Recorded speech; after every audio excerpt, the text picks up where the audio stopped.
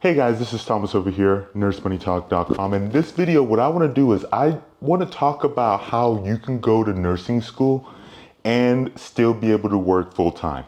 Now, I know that if you are a new student that's about to start, or you haven't really started nursing school yet and you're talking to other nursing students and whatnot, that they'll make it seem like going to nursing school is a full-time job. And while there is some truth to that, in terms of if you want to say the amount of work that nursing school will give you and just the amount of studying that you have to do while you're there, I think it's important to point out that it is possible to work full time while going to nursing school, and many people do it.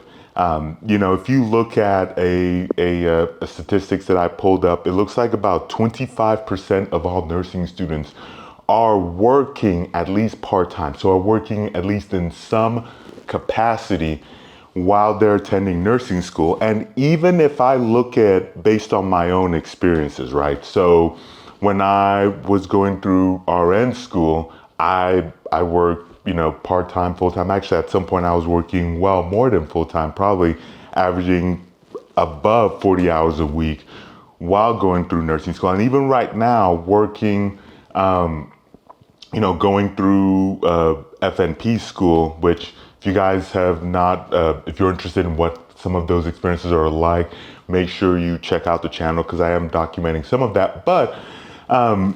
But even as I'm going through FMP school, I'm still working full time, and the hours I'm putting in between, some of the other, side projects, side hustles, if you will, that I'm doing, it's still way above full-time hours. And this is while being married and having a child. So it is very much possible to be able to do it and to still be successful in school. So here's some of the things that you need to keep in mind. So number one is you need to have the right attitude, because this is going to be hard. Like, it's going to be challenging. It's going to be, some parts of it will be frustrating, especially as you have like your classmates who are not working. So you're going to have to come in with the right attitude, some persistence, if you will, and you're going to have some desires to do hard work, because it's going to be hard. The second thing that would be really helpful is having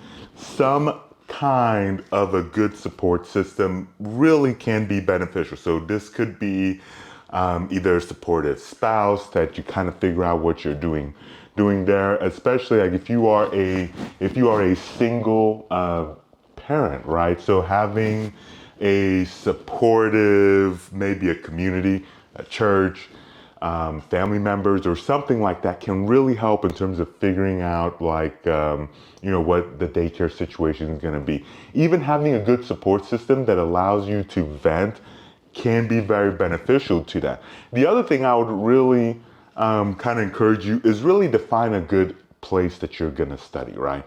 I think if you are fortunate enough to live in a house that has a study, I would just kind of plan on making that study your place. If you live in an apartment or some other place, like maybe get a corner, get a desk, something like that, where you have that kind of situated, you have that set up. That's going to be your place that you're just going to go and just plan on cranking many hours through.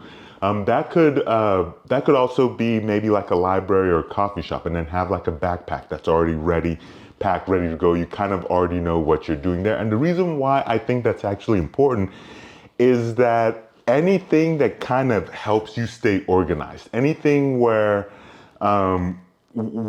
like you don't have to constantly have to keep setting up your study place over and over and over again, helps with the efficiency. Because if you're working full time, then you're already going to be diminished in terms of time. And so anything that you can do to just squeeze just a little bit more efficiency out of your studying is going to be very beneficial. So the next thing is to look at setting up a good budget, right?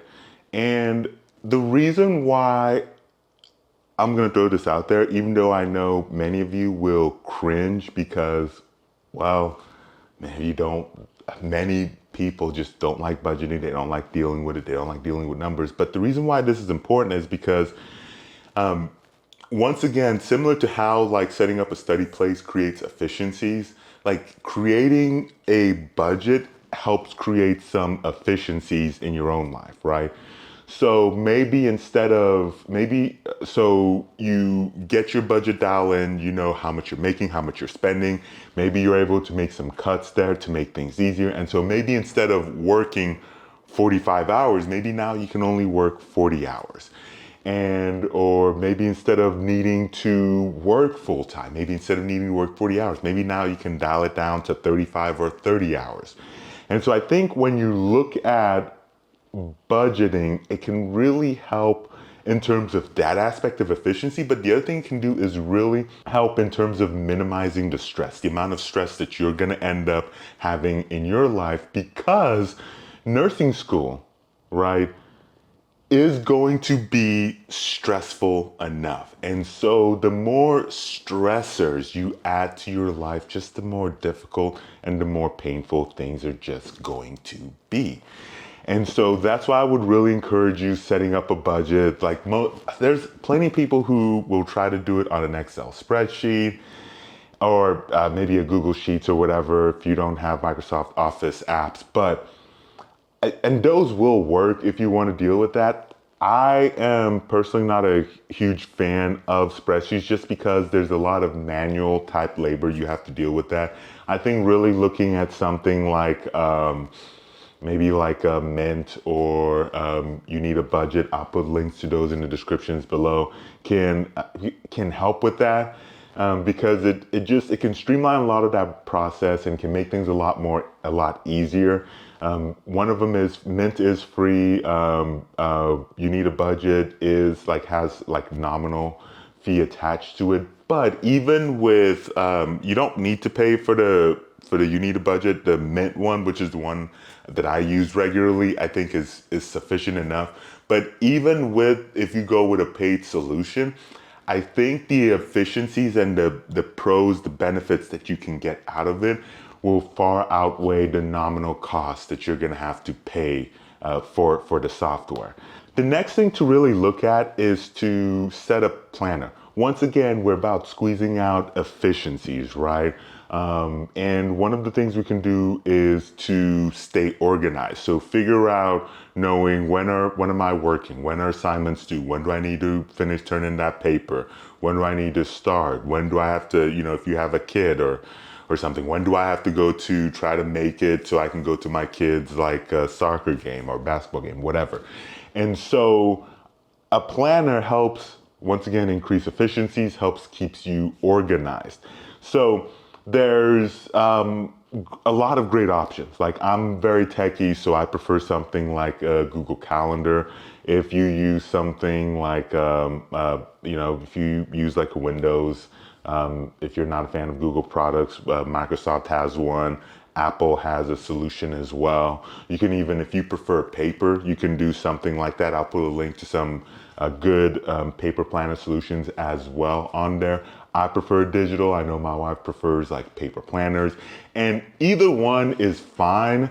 Honestly, having paper around kind of makes me cringe a little bit since I like to get rid of as much paper as I can. But I do understand that there's a lot of people who prefer paper. It's the same thing, reason how like my wife prefers physical books and I prefer like ebooks on my Kindle or whatever if I'm gonna read. And so either one's fine, just whatever works for you. If you have to have that tactile feel, definitely check out some of the planner solutions in the descriptions below. So now that I've given you some of the tools, what are the steps, right? What are the steps to actually get this done? Well, the first thing is to ideally find a job that allows you to be flexible. And so if you're working full time and going to nursing school, my usual recommendation is to try to get a job in a hospital. Or even if it's not in a hospital, a facility that runs 24 hours. So maybe even like a gas station or something like that. And the reason why I throw that out there is just as I mentioned, it gives you more flexibility. So the more hours your place of employment is open, then that's the more options you have in terms of what shifts you can work. Now, so for some people, I would never do this. I can't function off night shift, but for some people, night shift is the best thing that works with their schedule and they can make it work for them. And there's nothing wrong with that. If you can function properly, still go to school, do fine at school and work night shift, nothing wrong with going down that route. But once again, for you to be able to have night shift as an option, you need a place that is open at night. Maybe what best works for you is 3 to 11 or something around the evening shift. You need something open there or morning or whatever the case may be. So a job with flexibility in terms of hours and a job ideally with a manager that is willing to work with your schedule. Once again, why I usually put the plug in for the hospital jobs is usually the ideal scenario for going to school and working full time. With that said, before I keep going on, if you're still watching this and you're finding this helpful, I would go ahead and invite you to hit that thumbs up button. That really does help this channel in terms of growth because it just feeds the algorithm, if you will. And also, if you're enjoying this topic, make sure you check out some of our other topics that goes over nursing school or just about nurse life. And make sure to subscribe to the channel. Leave a comment in the comment sections below if you have any questions or any comments about the video or any feedback that you would like to give, good, bad, or indifferent. So definitely leave a comment in the comment sections below. Make sure to check out the job board at nursemoneytalk.com/jobs. So let's go ahead and keep going with the next one, which is to try to choose a job that meshes well with nursing school. And so once again, I really added this more or less about giving the plug again to picking the healthcare job because that tends to mesh well with nursing. It tends to give nursing experience, it tends to give you a feel for what nursing is like, and you have the hours flexibility. The third thing is to choose a nursing school that gives you the flexible study plan that you need. And so this might be going part-time. This might be a nursing program with just a little bit more flexibility in schedule. If you're in grad school, this might be going to a graduate program that is, maybe, if that has partially online study or that is 100% online to give you kind of like, if you will, the ultimate flexibility. And so that can really play a key. The fourth thing is tying back to the first part, that one of the first things I said about making a study place and making a plan is to create a daily and weekly study plan of when you're going to work and when you're going to be studying. And so creating that plan, that allows you to know, okay, I'm working Tuesday, Wednesday, Thursday during this shift. This is when I need to go to class. And these are the breaks that I have that I need to go in and try to get that studying done. I need to go in and start working on that paper. I need to go in and finish working on that paper. This is the time that I can try to set up a study group. So just planning all of that ahead really does make a difference in terms of your ability to carry out both responsibilities of school and work. The fifth thing is to really encourage you about creating your study place so that you know where you're going to be studying at. Once again, I already touched on this a little bit earlier to create some of those efficiencies.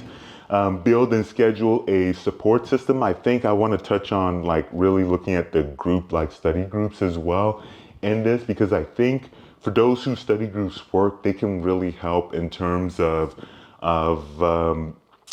maybe being able to explain, like you're studying, you don't quite understand something and you're studying with somebody who maybe has a better grasp on it and they're able to explain it to you in a different way, maybe other than the professor, that kind of helps it click for you. And with the same thing, you being able to teach somebody helps reinforce what you know. If you've ever heard of the slogan, like I'm gonna butcher this, but it really has to do with, those who to be able to teach something, you really have to understand it yourself. Your ability to teach and explain to others really helps to reinforce your own understanding. Number 7 is to look at setting realistic goals. This is where the planner comes in. So start setting goals for the week of I'm going to do X, Y, and Z, and set the goals and then try to stick with it.